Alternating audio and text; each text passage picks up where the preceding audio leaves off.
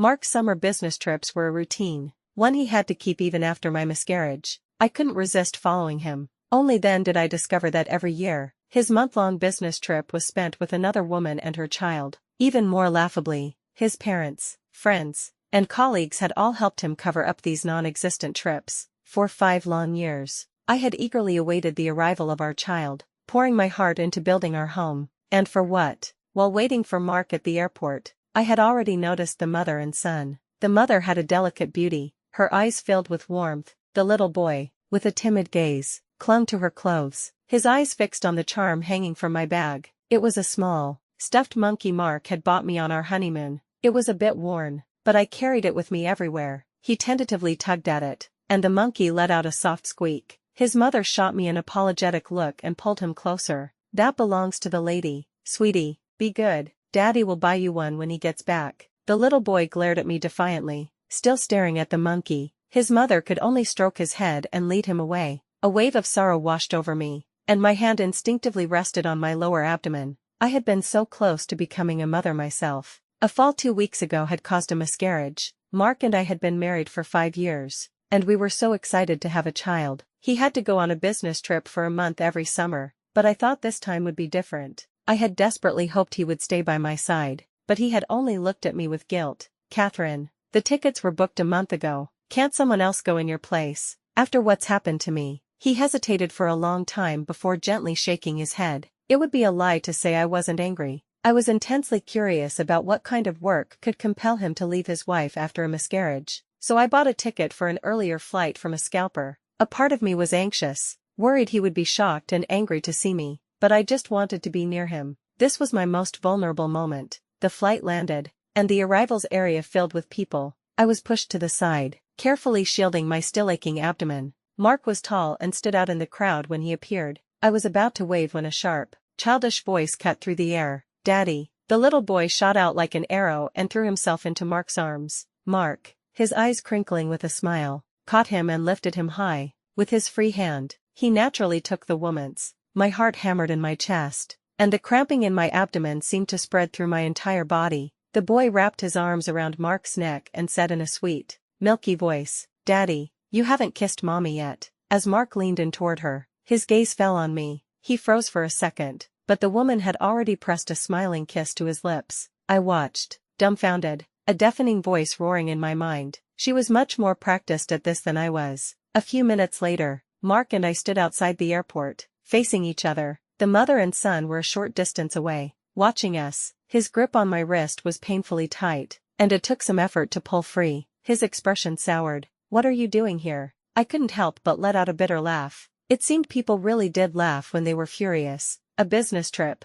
Mark. Don't you think you owe me an explanation first? He glanced hesitantly at the two in the distance, a sheen of sweat on his forehead. A long time ago, I was a sperm donor, and she found me. The woman's name was Sophia, and she owned a flower shop. The little boy in her arms, glaring at me, was named Ethan. The moment I heard the name, I felt the blood freeze in my veins. Ethan, Mark, how could you? When we were newlyweds, we had scribbled down names for our future children. Mark had pointed to the 2 I wrote, his smile full of tenderness. If it's a boy, well, call him Ethan. If it's a girl, Aaron. He clearly remembered that moment too, and his face turned pale as he avoided my eyes. Catherine, I wasn't thinking. He explained that Sophia had contacted him after the baby was born. The child had been small and frequently in and out of the hospital. Sophia only contacted me to let me know about his condition. She thought he wasn't going to make it, but the child had miraculously survived. Sophia wanted me to spend some time with him when I could, so he wouldn't think he didn't have a father.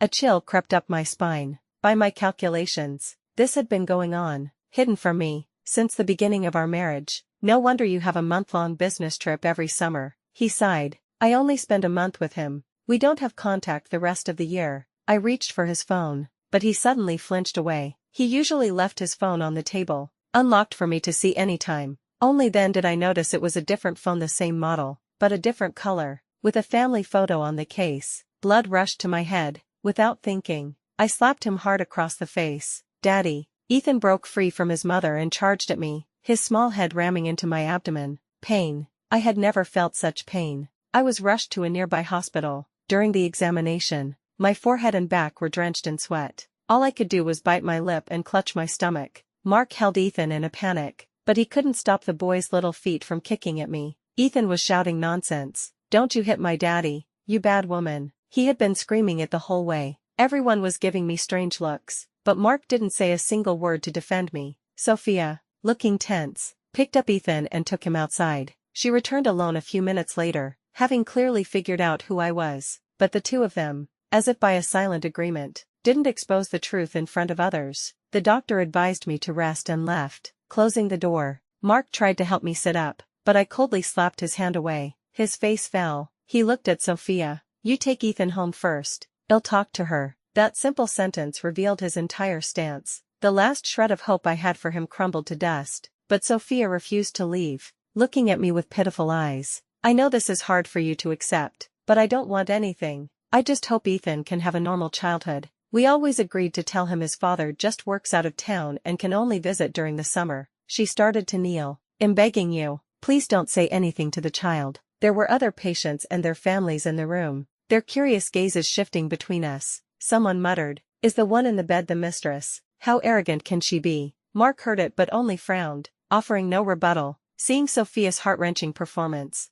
it was no wonder everyone in the room sided with her. At a time like this, I could only rely on myself. I sat up straight and pried her fingers, one by one, from the bedsheet. "We've been married for 5 years. How old is your son?" The sharp, curious gazes in the room instantly shifted to Mark. Sophia had already sunk to her knees, her head bowed in a show of misery. I pulled the 4-needle from my hand. I felt dizzy as I got out of bed. It seems that only after experiencing total despair can a person truly grow up. I never thought I could be so confrontational. For 5 years of our marriage, you've had a month-long business trip every summer. Even this time, right after my miscarriage, nothing could stop your so-called trip. It turns out you've had a son this old behind my back all along. Mark, I never knew you were such a time management master. And you." I stared hard at Sophia. "You picked one from a sperm bank and got pregnant. Why did you have to track him down? You don't want anything, you say. Then what was that public kiss for? In all the places I can't see.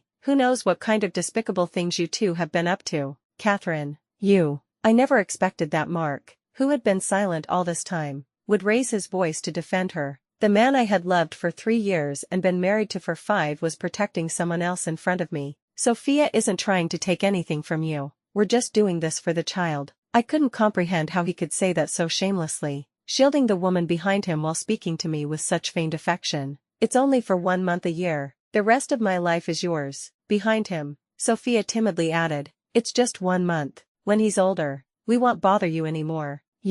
Not you too." I heard the subtle calculation in her words loud and clear. Ethan pushed the door open and ran in, burying his face in Sophia's arms. He was holding my stuffed monkey, waving it at me provocatively. Mark recognized it and frowned, reaching for it. "That belongs to the lady. Give it back." "Ethan, be a good boy." I had already stood up, watching the squirming child in his arms with cold eyes. "Don't bother. Keep it. Starting to steal at such a young age. It's clear a mother alone isn't enough." Mark reached for me, but I shoved him away as if from an electric shock. "Don't touch me, and for the rest of your life, I hope you're far away when lightning strikes. You don't have to be sneaky anymore. There's nothing about you left worth fighting for." I walked from the hospital room all the way to the street, with Mark following closely behind. I wanted to tell him to get lost, but I had no strength left. Sophia, holding the child, chased after us, panting. Ethan was wailing. Mark had just taken the stuffed monkey from him. The noise was grating on my nerves, and Mark was still trying to grab my wrist. He pleaded, "Catherine, let's talk about this when we get home." I had to stop and face him. "Besides me, who else knows about this?" He looked away, embarrassed and tense. I already knew the answer. His parents knew, his friends knew, perhaps even his close colleagues at work knew. They had all helped him cover for his non-existent business trips. I felt like a complete fool. So the company's poor performance, the cancelled vacations, that was all a lie. Your 1/3 pay cut, that was a lie too. He suddenly seemed impatient. "Catherine, I've never skimped on your expenses. Have I ever denied you anything you wanted?" Of course, he was so self-righteous, even at a gathering with my best friends. When someone joked that he didn't love me enough to hand over his salary card, he had a ready answer. "I just don't want Catherine to worry about finances." The truth was, if he had given it to me from the start, this would have come out long ago. I took a few deep breaths to calm my chaotic thoughts. I'll have a lawyer draw up the divorce papers as soon as possible. He looked at me in disbelief. Over something so small, Catherine.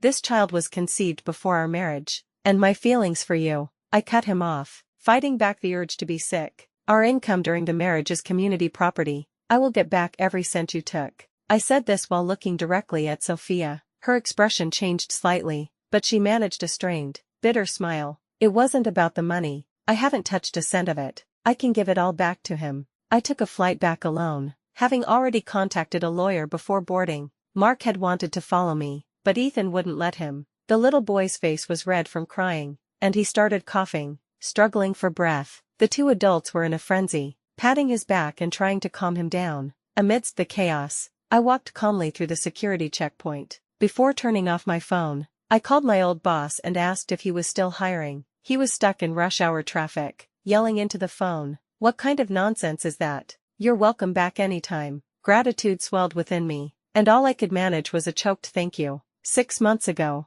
at Mark's urging, I had quit my job to focus on trying to conceive. From then until the miscarriage 2 weeks ago, I had been plunged into an unprecedented sadness. The feeling of being isolated and abandoned was suffocating, and through it all, Mark had remained composed, as if the sadness had nothing to do with him, as if we hadn't just lost the child we had longed for. The flight landed late at night. Dragging my exhausted body, I saw my best friend and her husband waiting, their eyes red. Maya rushed over and hugged me tightly without a word. The emotions I had suppressed the entire journey finally broke, and I sobbed into her shoulder. Maya's husband, David, was the lawyer I had hired. He was also a longtime friend of both Mark and me. He stood by helplessly, explaining that he had known nothing about it. I believed him. Mark wouldn't have dared let Maya know. Ever since we started dating, Maya had disapproved of him, trying to get me to break up with him countless times. Now, she was pounding my back with her fists in anger. "What did I tell you? You can't handle someone so calculating."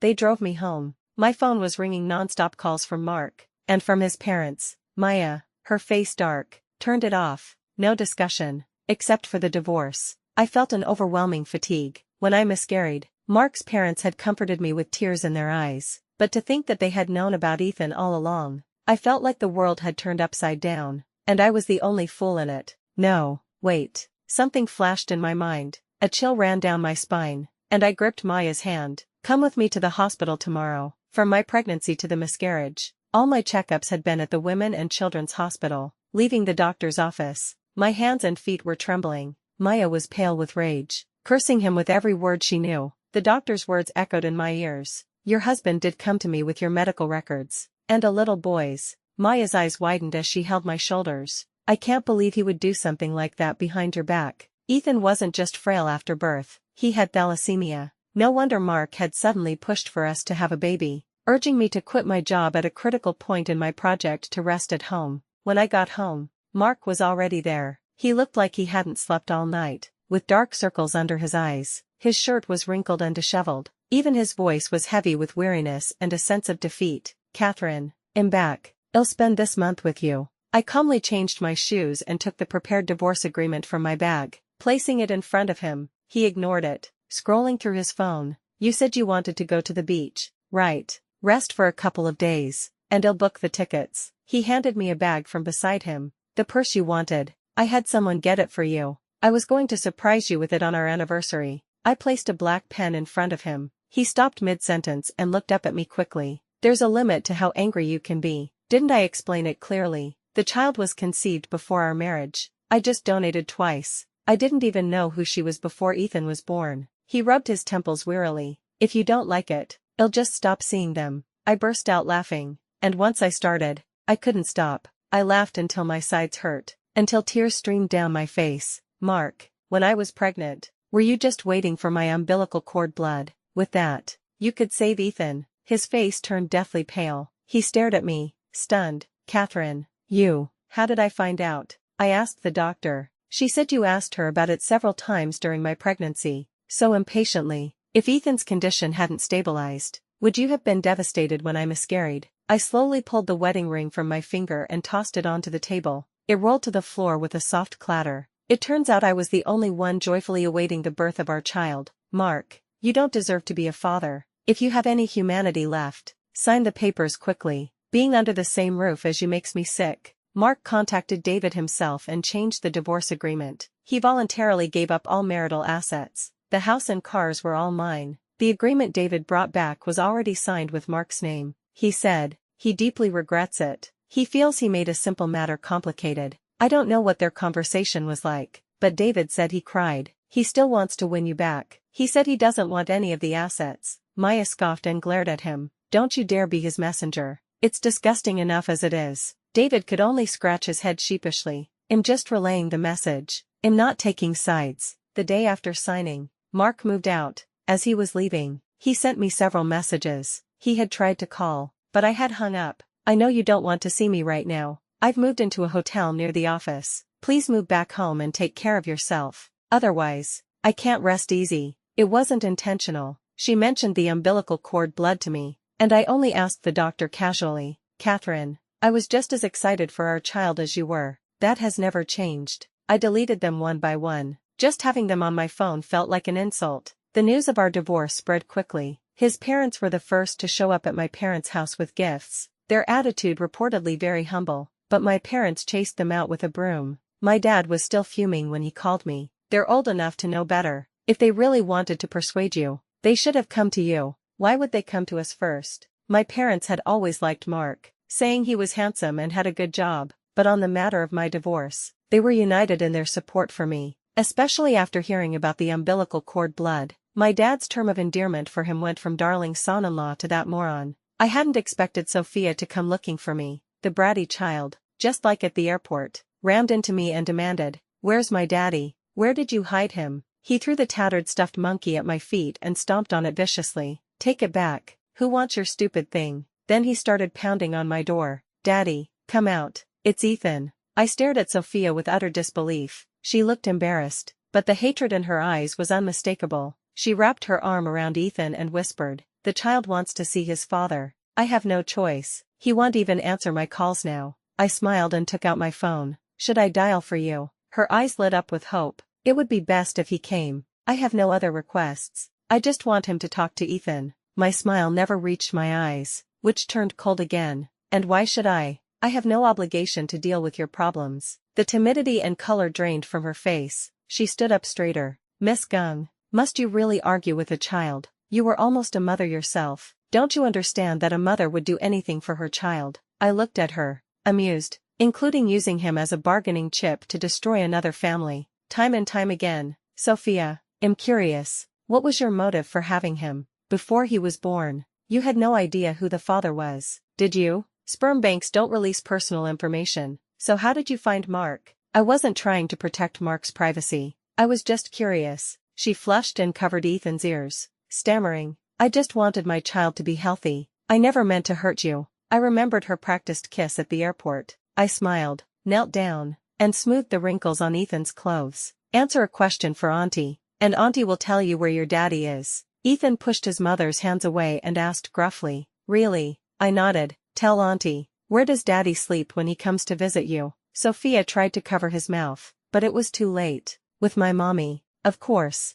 I looked at the defiant boy, smiled, and put my phone on speaker. Mark's frantic voice burst out, "Catherine, listen to me. It's not what you think." Hearing his voice, Ethan jumped up, trying to grab my phone. "Daddy, it's Ethan. Daddy, where are you?" When he couldn't reach it, he started kicking and punching me. This time, I didn't indulge him. I grabbed his collar and pulled him back. "What do you think you're doing?" Sophia caught him and glared at me. I let out 2 cold laughs and said into the phone, word by word, "Please come over and get your son from my doorstep. And if this woman ever comes to me again, Mark, I won't hesitate to let more people know you have a child." After hanging up, I entered the code to my door. Ethan was still screaming and crying behind me. The door slammed shut, separating me from both of them. Mark didn't come to pick them up. His parents did. They knocked on my door for a while, but I ignored them, making myself some noodles in the kitchen and turning the TV volume up to the maximum. After some time, the commotion outside finally died down.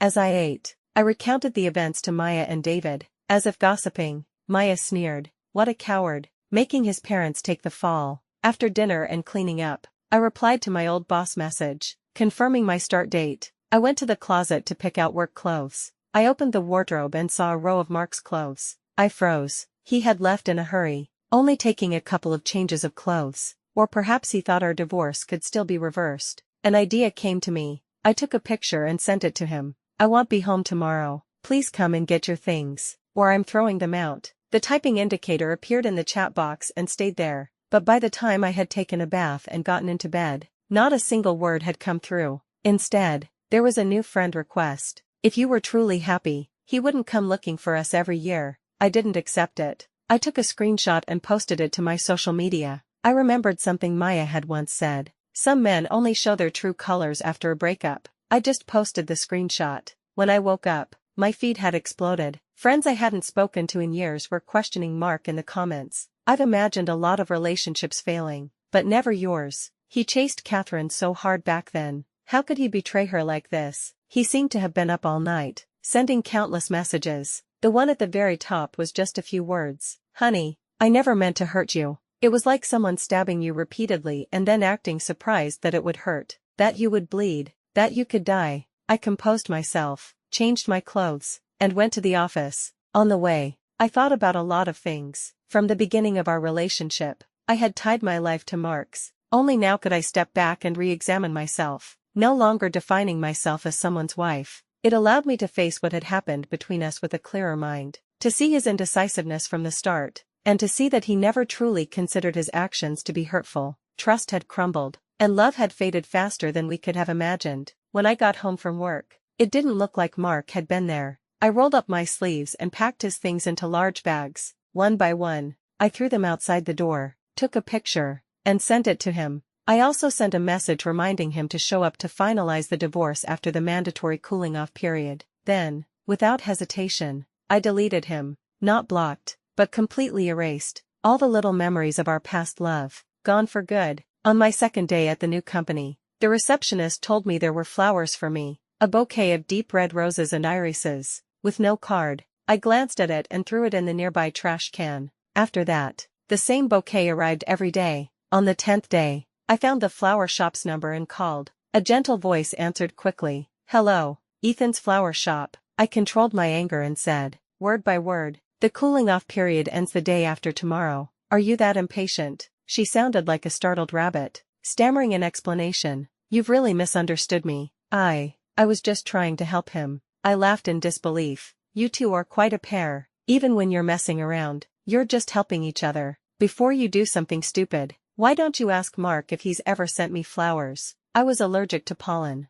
When Mark was pursuing me, he had been well informed and never crossed that line. Sophia was silent for a moment. "Ethan is sick. The child really needs him right now. He's been at the hospital day and night." "Catherine, the child is innocent." I didn't listen further and hung up. With any other child, I might have thought of the baby that was briefly in my womb, but Ethan did not evoke any sympathy or compassion from me. Innocent. I was innocent too. The cooling-off period ended, and Mark was late. His forehead was beaded with sweat, and he hesitated on the steps, wanting to say something. I gave him one look and walked inside. He sighed and followed. "Catherine, this is for you." He pulled a stuffed monkey from his pocket, the tag still on it. It was identical to my old one. During our honeymoon, we had visited a small, remote town. The stuffed monkeys were handmade and not mass-produced. He stammered, "I made a special trip." Luckily, the person was still there. He held it out, his eyes full of longing. I pressed my lips together. "Let's go."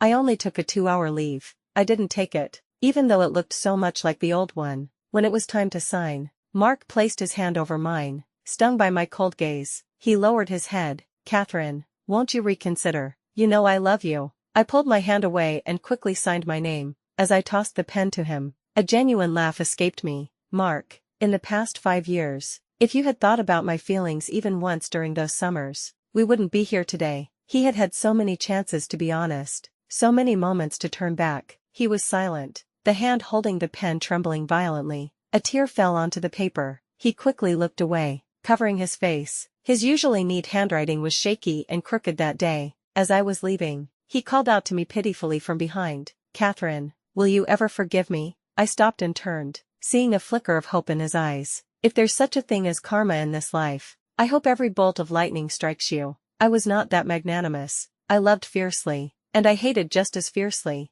Misfortune in love might truly mean fortune in work. My boss was soon congratulating himself on his brilliant decision. After a promotion and a raise, it was the off-season, and he gave me a long vacation. Maya and I were on the same page, booking tickets for a spontaneous trip. We were sunbathing on the beach, enjoying a late-night drink. Just before we were due to return, a light rain began to fall. The beach was sparsely populated, exuding a sense of peace and relaxation. The sound of a child's piercing screams shattered the tranquility. Maya and I followed the sound and froze. Ethan was lying on his back in the sand, throwing a tantrum, kicking sand everywhere. He was shouting, "I'm not going back. I want to dig in the sand." Standing before him, helpless, was Sophia, and next to her, his face tight with suppressed anger, was my ex-husband, whom I hadn't seen in months, perhaps because of the noise. Mark looked around awkwardly. The moment his eyes met mine, he froze as if petrified. Then he started walking toward me. Over his shoulder, I saw Sophia's expression darken instantly. Mark looked at me, embarrassed. "Did you move?" I came looking for you a few times. I didn't think this was a good time for a reunion and kept a cold expression, not responding." He lowered his head, his fingers unconsciously stroking the wedding ring on his finger. It was still our ring. How deliberate. Maya scoffed and teased him. "Mr. Goo, you seem to have a lot of free time, taking the day off to play with your kid." Mark glanced at me quickly, his cheeks flushing. I quit my job. I didn't expose him. David had told me things weren't going well for him lately. He had lost several projects in a row. The company had first transferred him, then cut his salary. He had quit out of pride. Sophia had already walked over with the child, clinging to his arm. There was a hint of provocation in her eyes, but a fake smile played on her lips. "What a coincidence to run into you here." Mark's face darkened, and he took a step away from her. The fake smile on her face vanished, replaced by even more hatred in her eyes as she looked at me. Ethan was demanding to be held by Mark, but he acted as if he hadn't heard. The child, enraged, waved his fist at me. "Bad woman." I smiled at him and said, word for word, "Say that one more time, and this bad woman will rip your little mouth right off." He was about to speak again, but Sophia covered his mouth. Mark looked utterly exhausted. "You two go back first." The coldness in his voice made Sophia's face change, but she only gritted her teeth and turned away. Mark kept his eyes on me, as if summoning a great deal of courage. "Catherine, can we talk?" I stood my ground. "Say what you have to say here." Maya also adopted a listening posture, her eyes full of amusement. Mark sighed. "Ethan, the child has had several episodes. She's been pushing me to have another child." I laughed. "Congratulations. Don't you just love being an instant dad?" His face flushed red, then pale. "Catherine, you know I don't love her. I don't want to force myself for the sake of a child." He looked at me with pleading eyes. "Even if I was wrong, don't I deserve a chance at happiness anymore?" I resisted the urge to say something harsh and gave a noncommittal nod. "You still have a lot to learn about starting over versus spilled water." The light in his eyes dimmed, and he mumbled, "I miss how things used to be. Everything was going just as we had hoped." Maya interrupted his reminiscing. "Ahem, don't you want to check on your little boy? Look, it seems like he's gotten into a fight." Two children were wrestling in the sand. Sophia was screaming, "Don't touch my son, he's sick." But it was Ethan who was on top of the other child, pulling and biting. He had rushed over and pushed the other kid down just because he wanted his toy. Mark awkwardly separated the two children, apologizing profusely to the other parents, but the young, hot-headed parents grabbed his collar, and they started scuffling. Maya and I had already turned and started walking back. The rain was getting heavier, and the sounds of shouting and screaming faded behind us. More and more people were walking against us, heading toward the beach. After getting soaked, I went straight to the shower back at the hotel. My phone was vibrating nonstop on the bed. Next to it, Maya was video chatting lovingly with David. I don't remember when I fell asleep, but in the middle of the night, thunder and lightning lit up the sky. When I woke up in the morning to check out, I noticed people in the lobby whispering, "Did you hear? A man and a woman died on the beach yesterday." I think it was a fight. Someone came back with a knife. The man's death was pretty gruesome. The paramedics had arrived, but he was struck by lightning several times. I think the woman started it. Someone saw her run back and grab a knife. There was a child sent to the hospital, too. No one knows if he made it. I looked out at the beach in the distance. A crowd had gathered, and I couldn't see what was happening. My phone had many missed calls from a somewhat familiar number. I didn't think much of it, checked out, and headed to the airport with Maya. As we passed the beach, something shiny was on the ground. I stopped and looked down. It was Mark's wedding ring, lying alone in the sand. Maya answered a call. her face turning pale as she looked at me. David said that Mark. I looked out at the calm sea. No one would have guessed its turmoil from the night before. The pain, too, seemed to be slowly receding with the wind and waves. I stepped over the ring and kept walking. Let's go home. We're going to miss our flight. So, it turns out karma really does exist in this world.